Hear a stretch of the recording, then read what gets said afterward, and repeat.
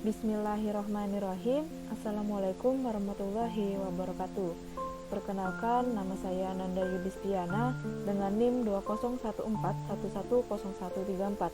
Saya dari Prodi Perbankan Syariah kelas 4A.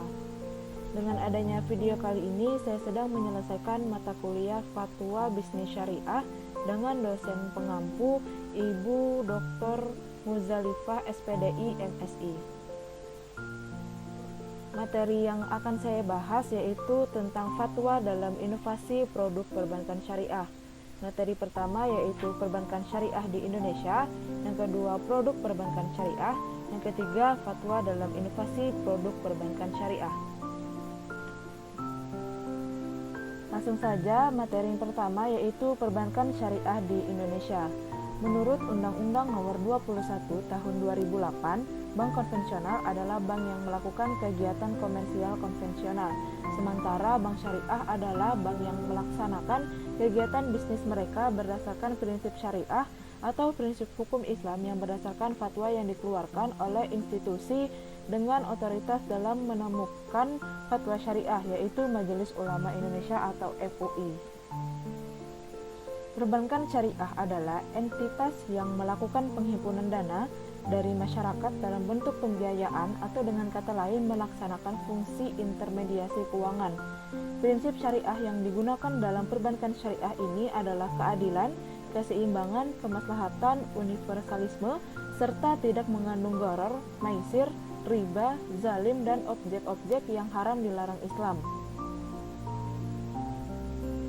Sistem perbankan syariah di Indonesia dilaksanakan dengan sistem prinsip bagi hasil, mengedepankan nilai kebersamaan, ukhuwah, dan penghindaran unsur spekulatif dalam setiap transaksinya.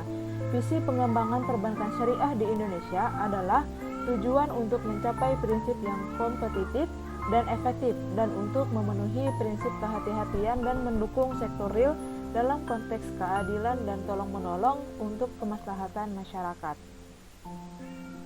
Materi yang kedua yaitu produk perbankan syariah. Perbankan syariah menjalankan operasional kegiatan usahanya dengan melakukan penghimpunan dana, produk giro syariah, tabungan syariah, deposito syariah, penyaluran dana, pembiayaan investasi syariah, pembiayaan modal kerja syariah, pembiayaan konsumtif syariah, dan melakukan jasa.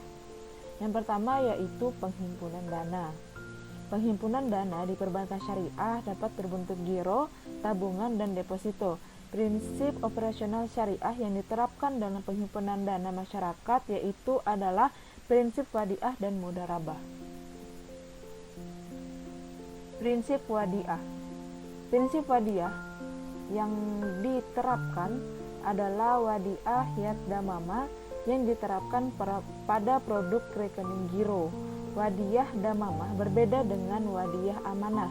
Prinsip wadiyah amanah diartikan sebagai penitip tidak memberikan wewenang untuk memanfaatkan barang yang dititipkan kepada penitip, sedangkan wadiyah damamah diartikan penerima penitipan memiliki wewenang untuk memanfaatkan barang titipan tanpa ada kewajiban untuk memberikan imbalan kepada penitip dan tetap dapat diambil kapanpun. Aplikasi teknis dalam wadiyah dalam produk perbankan syariah adalah giro wadiyah.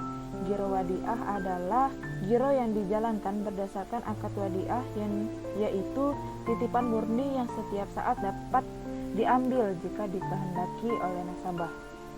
Produk wadiyah dalam bank syariah yang lain adalah tabungan wadiyah.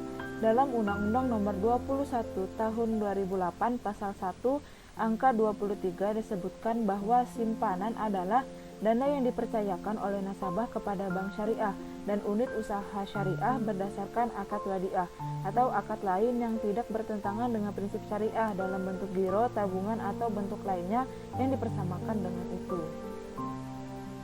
Selanjutnya yaitu prinsip mudharabah. Sumber perhimpunan dana yang kedua yang digunakan oleh bank syariah adalah dengan menggunakan prinsip mudharabah. Mudharabah adalah akad perjanjian antara kedua belah pihak, yaitu pemilik modal atau sahibul mal dan pengelola atau mudarib, dengan prinsip profit and loss sharing, yang mana pihak pertama sebagai menyediakan modal sedangkan pihak kedua menyediakan skill dan tenaga. Hasil dari kegiatan usaha yang dilakukan dibagi sesuai dengan porsi nisbah bagi hasil yang telah disepakati di awal perjanjian. Aplikasi teknis mudharabah mutlaqah dalam perbankan syariah berbentuk tabungan mudharabah, deposito, dan nama lain yang sejenis dengan prinsip yang sama. Kemudian deposito mudharabah ini juga dituangkan dalam fatwa DSN MUI tentang deposito. Yang kedua yaitu pembiayaan dan jasa. Secara umum, produk dan jasa yang ditawarkan oleh bank syariah dibagi menjadi beberapa pola, yaitu akad dengan pola titipan, pinjaman bagi hasil, jual beli, sewa menyewa, dan lainnya. Yang dibahas pertama yaitu mudharabah dan musyarakah. Murabahah berasal dari kata ribu atau keuntungan. Murabahah adalah transaksi jual beli di bank, di mana bank menyebut jumlah keuntungannya. Bank bertindak sebagai penjual, sementara nasabah sebagai pembeli. Harga jual adalah harga beli bank dari pemasok ditambah keuntungan atau margin. Kedua belah pihak harus menyepakati harga jual dan jangka waktu pembayaran. Harga jual dicantum dalam akad jual beli dan jika telah disepakati tidak dapat berubah selama berlakunya akad. Dalam perbankan, murabahah selalu dilakukan dengan cara pembayaran cicilan. Aplikasi produk murabahah pada bank syariah ini dapat bentuk pembelian barang, pembiayaan kendaraan bermotor, rumah, dan dapat juga masuk ke dalam skema multi jasa serta dapat juga berbentuk renovasi rumah. Musyarakah adalah akad kerjasama antara kedua belah pihak atau lebih untuk suatu usaha tertentu di mana masing-masing pihak memberikan kontribusi dana dengan kesepakatan bahwa keuntungan dan resiko akan ditanggung bersama sesuai dengan kesepakatan. Musyarakah dalam perbankan Islam dipahami sebagai suatu mekanisme yang dapat menyatukan kerja dan modal untuk produksi barang dan jasa yang bermanfaat untuk masyarakat. Menurut bank-bank Islam, musyarakah digunakan untuk usaha yang bersifat jangka panjang dan pendek atau untuk keikutsertaan dalam investasi proyek jangka menengah hingga jangka panjang. Selanjutnya yaitu akad salam, istisna, dan ijarah. Akad salam adalah pembelian suatu barang dengan pembayaran di muka atau segera dan barangnya diserahkan kemudian dengan syarat dan spesifikasi yang telah disepakati di muka. Sedangkan salam paralel adalah akad salam yang dilakukan secara simulan. Salam dan salam paralel juga dijelaskan dalam Fatwa DSN MUI tahun 2000 tentang akad salam.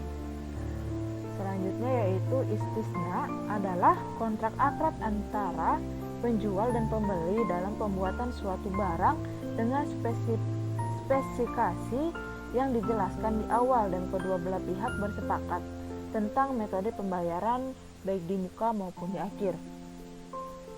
Mekanisme kepatuhan syariah pada skema jual beli istisna ini termasuk pada Fatwa DSN MUI nomor 6 tahun 2000 tentang jual beli istisna.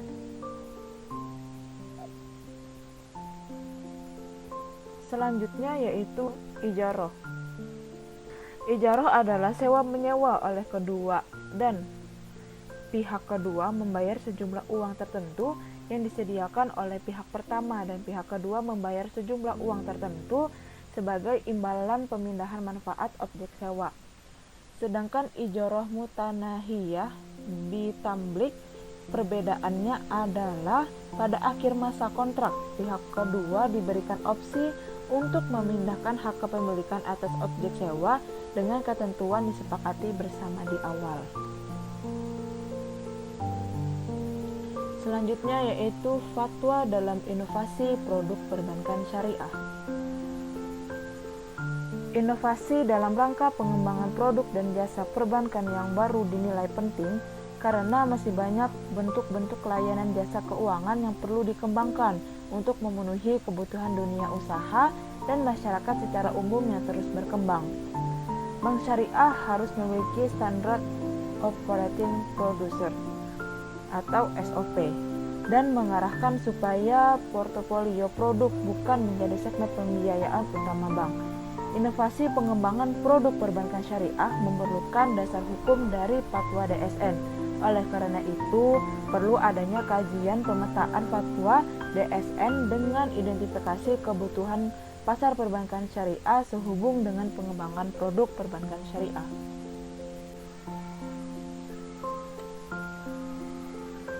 Fatwa DSN MUI dalam bidang ekonomi Islam disusun dalam komplikasi hukum ekonomi Islam atau disingkat KHES. Sebuah fatwa tertindak sebagai institusi dalam hukum Islam karena menyediakan jawaban dan solusi untuk masalah-masalah yang dihadapi oleh agama Islam. Umat Islam juga pada umumnya mengacu pada fatwa, dan adanya fatwa ini pasti sangat penting bagi perkembangan perbankan syariah di Indonesia ke depannya. Penegasan ini wajar karena pada awal perbankan syariah, secara hukum tidak dapat support peraturan yang memadai dari pemerintah. Saat itu masih ada kekurangan hukum dan kerangka regulasi. Dengan itu, fatwa dari DSN MUI ini memiliki peran penting dalam perbankan syariah ini.